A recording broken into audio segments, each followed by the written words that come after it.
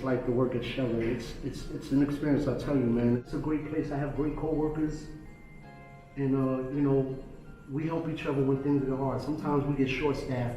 Not everybody has the intestinal fortitude to be a Georgia Tech custodian.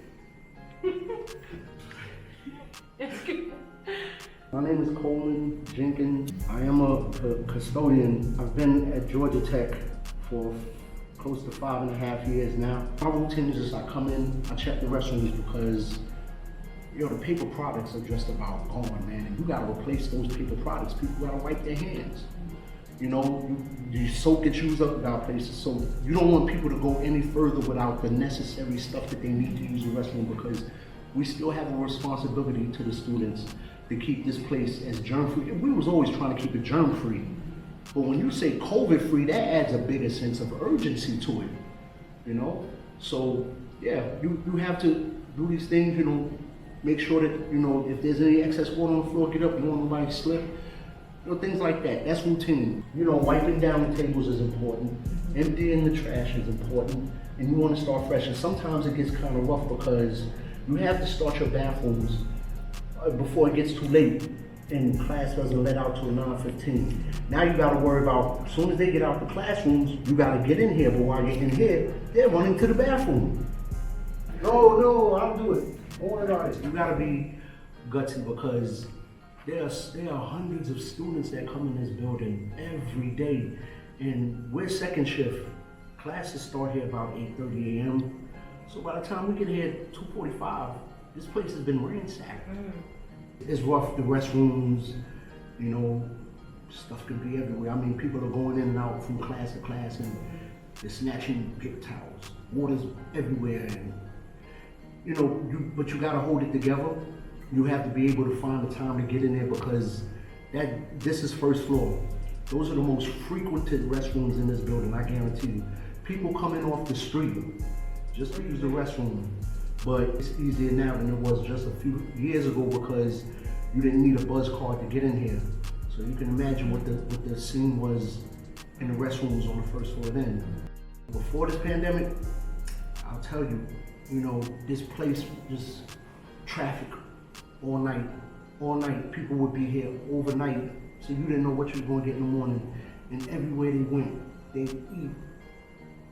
You know, sometimes I didn't know if I was walking into a classroom or a dining hall. Friday is the day that I have to take advantage of the vacuum this whole place down. And then there's the auditorium, which has more seats than what it did before the pandemic. They just put those seats in. They just put that carpet in. And they did not waste time spilling hummus on the carpet. The work is hard right now because we're getting reaccustomed to having full classrooms, full auditorium. But I think each day gets easier than the one before. So, the first half of the week, these classrooms are full. You never really get to do anything until later on. Last night I had the chance, like if I see an empty classroom for whatever, you gotta take, that's a window. You gotta take advantage of it. Like sometimes a professor might not show up, or sometimes a class was scheduled, but there is no class. Man, you gotta get in there. You gotta get in there because time will get away from you. And there's always something to do. I'm trying to finish up, it gets like 9:30, and the faster I move, the faster time flies. Like it's 9:30, oh, okay, you're doing this and you feel like it took 10 minutes, next thing you know it's 10 o'clock. It's like, what kills me is sometimes having to wait because you want to use your time to get something done, but these rooms are full. I mean, they're full. You try to find something to do, like, okay, I'll dust mop. Okay, I'll mop up some spots, or you know, wipe down a window or two. As soon as you wipe the window down, somebody comes up and, or you get all the leaves up, it's fall now. Oh, fall is a killer. I'll vacuum up all the leaves, and then as soon as that happens, the class lets out, and so many people are going out the door, it doesn't get a chance to close all the way. And by the time it does close, 100 leaves done blew in. So you're back to square one.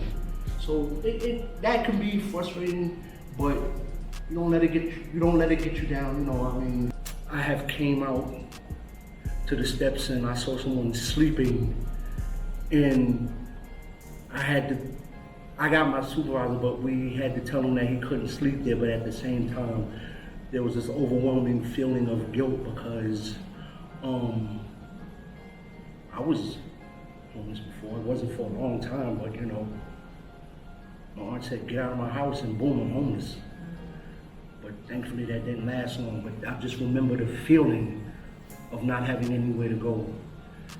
Being here is a relief, because out there, man, I mean, it's Atlanta, man, it's tough out there.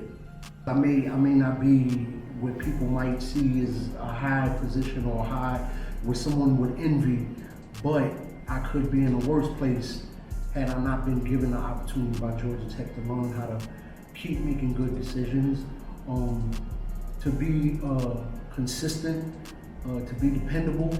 My coworkers, I'm telling you, they really changed my attitude about how to look at being employed, how to look at being responsible,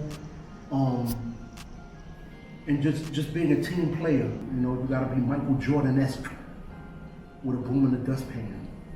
Any job that's worth having, you're gonna do some hard work, no matter what you are, but you do your job. You know, like Martin Luther King said, if you sweep the street, sweep it the best you can so the people that come behind you say they want a man who did his job well. And that's how I feel. I clean the heck out those commodes, man.